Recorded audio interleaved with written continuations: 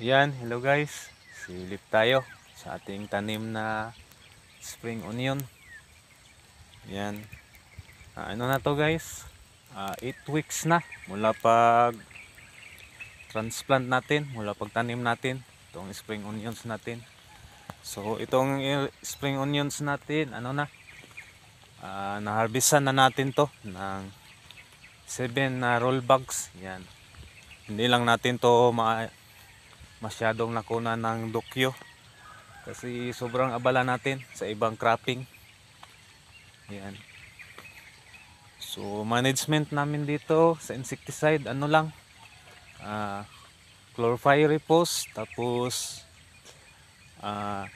cyantraniliprol at saka propionopos, kasi common insect na umaatake dito ay armyworm.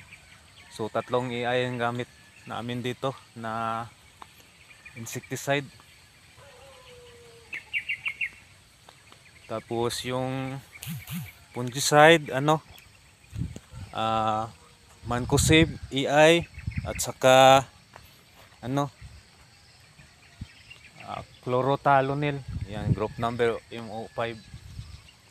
Yan, umaambon na naman guys. Yan.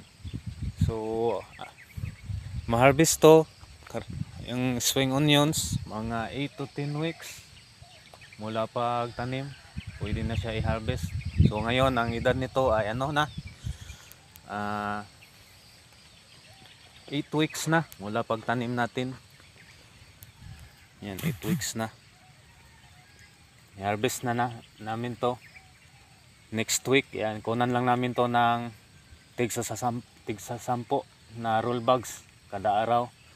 So kunan lang namin to ng 200 roll bags lang i-harvest namin dito. Tapos ang matitira ay itanim namin ulit. So ito yung tama ng guys, armyworm. Yan. So na-control namin yung armyworm dito, kaya yung mga panibagong dahon okay na siya. Tapos dito sa ibaba, itong mga matatanda na dahon, yan, kailangan pa kasi ito linisan pag ibenta mo na. Yan, kaya yung makikita mo dyan na sa Bisaya pa, laya-laya sa dahon. So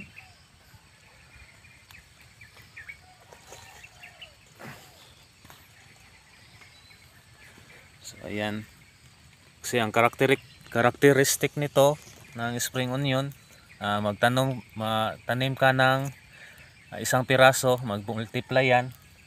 Yan, ang tanim namin do ito tag 2 piraso, tapos nag-multiply siya into ang iba nag-multiply into 4, tapos ang iba nag-multiply into 6. So tanim ka ng 2 piraso, kasagaran sa Bisaya pa, kasagaran mag-multiply yun siya, mag times 4 yun siya. Yan, mag-multiply siya into 4. Tanim ka ng 1 kilo, pag i-harvest mo na magiging 4 na kilo na. So yun yung average pag mag-multiply siya, kasagaran.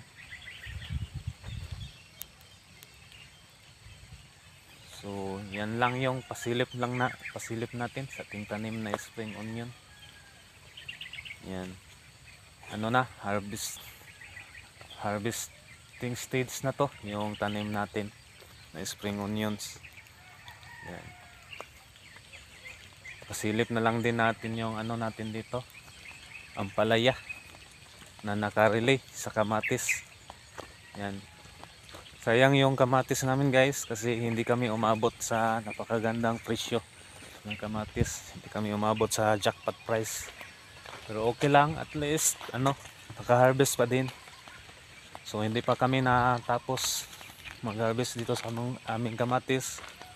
Hindi pa namin na-clearing yung mga na-clearing sa pagpitas ng mga bunga sa aming kamatis. Yan. Dito banda itong 9 row dito medyo minus yung dahon sa kamatis, pero may mga bunga pa yan. kakaunti na lang. Siguro mga second week sa March, i-clearing na namin to, yung kamatis namin.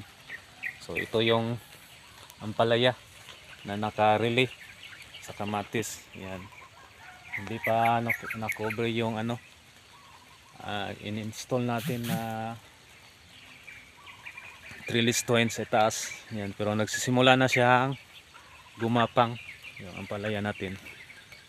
Ayan. May mga toy-toy na. Ayan. Ano na siya, flowering and fruiting stage na. Ayan. May ibang puno dito na pwede nang pitasin yung bunga. Ayan. Pero kakaunti pa lang. Ayan. Igulay lang muna natin. Hindi pa natin ibenta kasi kakaunti pa lang. So ito yung ampalaya natin. Palaya na naka-relay sa kamatis. Ayan. Pagkatapos ng kamatis, maklearing ng kamatis pitas, magsisimula na naman kami dito sa aming ampalaya magpitas. Ayan, medyo hindi pa masyadong maganda yung bunga kasi nandito pa sa ibaba.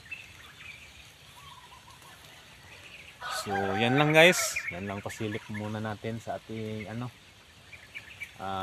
sa ating tanim kasi umaambo na naman ulit. Yan.